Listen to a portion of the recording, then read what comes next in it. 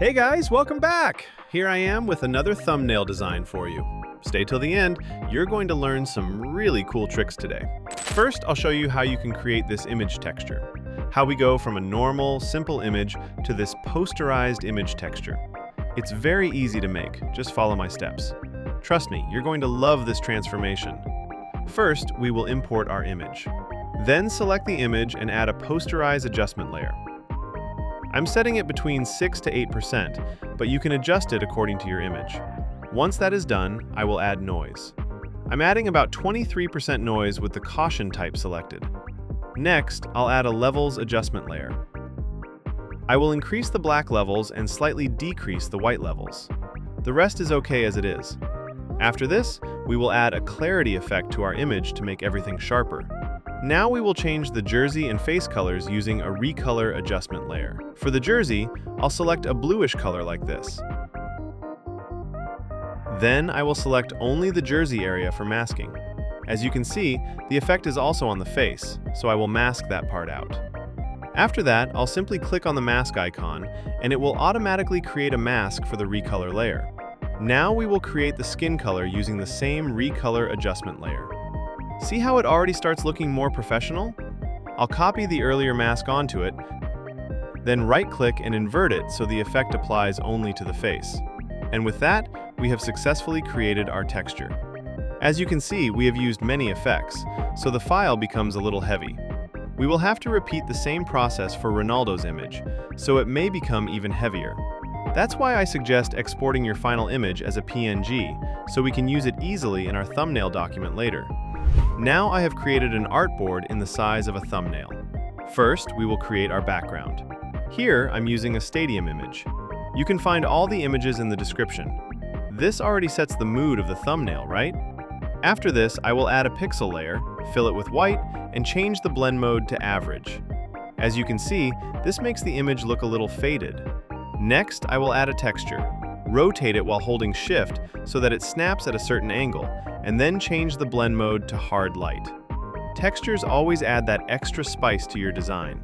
Now I will import the flag images and adjust them.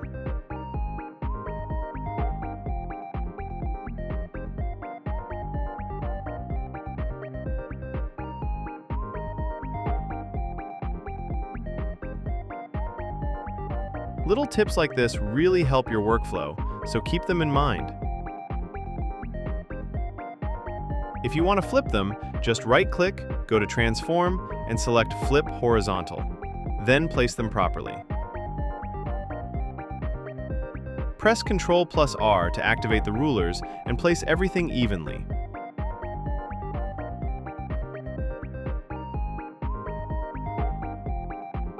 Here, I have also added a cloth texture. You can use any texture you like. I will place this texture onto the flags and change the blend mode to linear burn. Then select your flag by pressing Ctrl and clicking on the thumbnail, and simply click on the mask button. Details like this make your design stand out. Do the same for the other flag. Now I will import the images of Messi and Ronaldo and adjust them as well. You can find these images in the description too. Here, I have an image of a brushstroke. I'll show you how to convert it into a PNG in a very simple way. First, make sure the image is selected.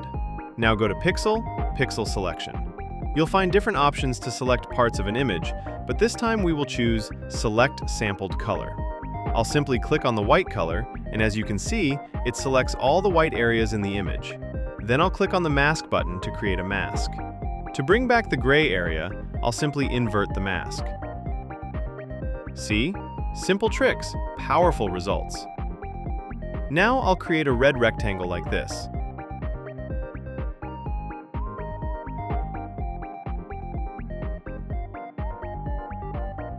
Then I'll select the brushstroke, click on the mask button, and deselect the selection by pressing Ctrl+D. That's it. Now you have a nice brushstroke-shaped cutout. Place it properly and create the same effect in blue as well.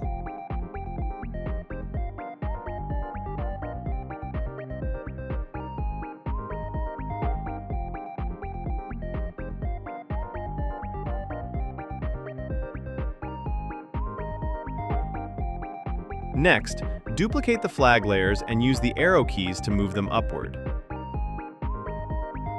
Then create a black and white adjustment layer to convert them into grayish tones. Press T to activate the text tool and type your text. I'm using a dark college-style font, but you can choose whatever you like. Fonts really set the mood.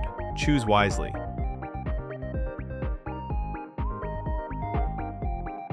Use the effects options to add more effects to the layer. I'm adding an outer shadow here. Now I'll add a glitch effect to the text. Leave the first option as it is, then slightly increase the value and change the RGB setting to GBR. For the goat text, I've used the university font. We'll also add a glitch effect here. Change the method to waves and increase the strength to about 26 to 27%. This gives it that dynamic, modern feel. Now I will add texture to the characters. Change the blend mode to color dodge and create a mask so the effect doesn't go outside the image. Do the same for Ronaldo's image as well. Everything is slowly coming together now. We're almost done with most of the elements now. It's time to add the logos. I will create rectangles for the logo backgrounds.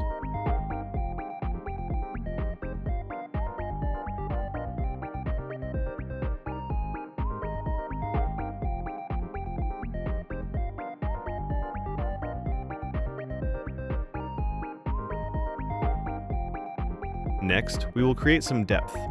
To do this, create a pixel layer and select a brush.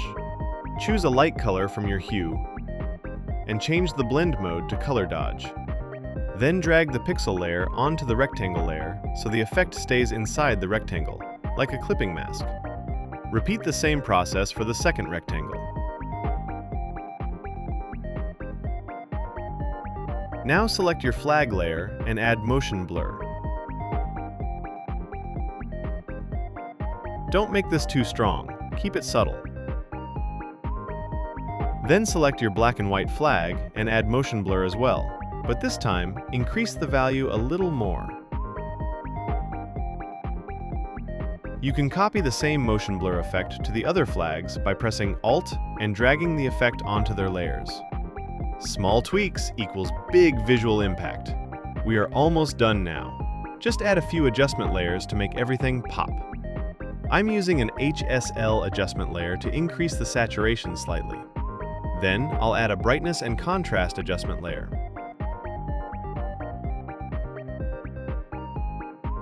For the final step, we'll apply some textures. I've provided all the images in the description.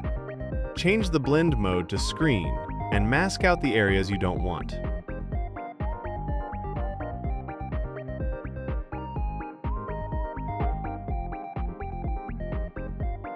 Add another texture. This part is so satisfying. And again, mask out the unwanted areas. This is where the magic really shows. Now I'll create a vignette-like effect. Create a pixel layer and use a soft black brush. Press Shift while dragging so the brush strokes go in a straight line, like this. Adjust it as needed. I'll repeat the same on the other sides as well. Then I'll add one more texture. Also, don't forget to watch my latest Affinity short videos, where I've shared some shortcuts you can use to save time. Keep learning, keep growing. You've got this. And that's it. We are done. I hope you liked the video and understood the concepts. If this helped you, don't forget to support the channel. Thank you so much for watching. I hope you understood the concept and also, tag me on Instagram so I can see what you're making.